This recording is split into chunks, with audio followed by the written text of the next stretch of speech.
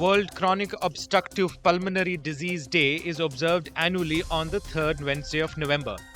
The day being observed today across the globe aims to raise awareness about COPD, a lung disease that severely impacts breathing. It also seeks to promote early detection, encourage healthy lifestyle choices, and address the ongoing risks posed by air pollution for individuals living with COPD. This year's theme for World COPD Day is Know Your Lung Function, emphasizing the importance of spirometry in maintaining lung health. Spirometry is a pulmonary function test used to assess lung performance by measuring the volume and flow of air during inhalation and exhalation. Chronic obstructive airway disease. It is a disease of lung which leads to cough, expectoration, wheezing, and shortness of breath. Most people present with early morning cough and expectoration, followed by shortness of breath, which require inhaler and nebulizer.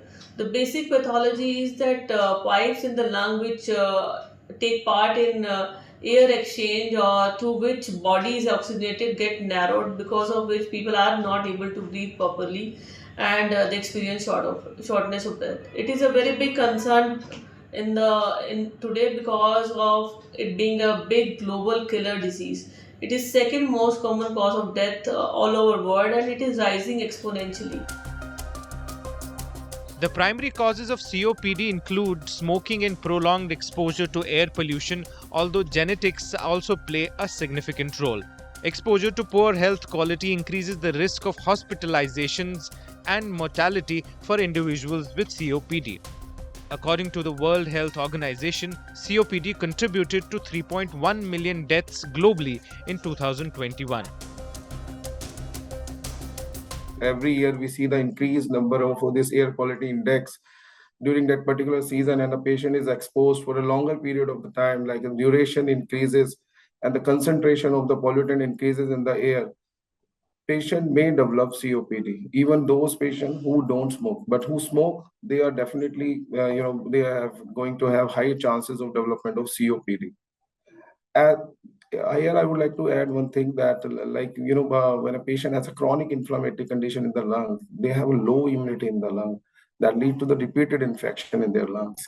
And this repeated infection can lead to development of the COPD later on. And mainly in those areas where the air quality index is too poor, we are seeing increased number of the respiratory infection.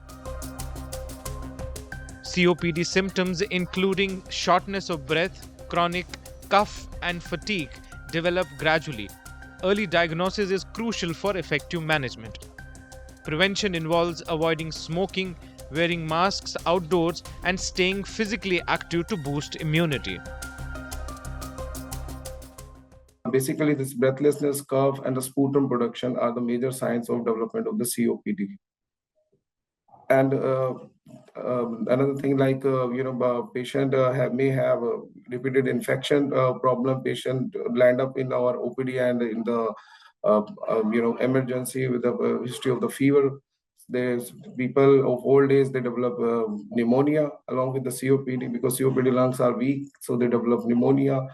So here for preventive act is like who smoke, they should not smoke.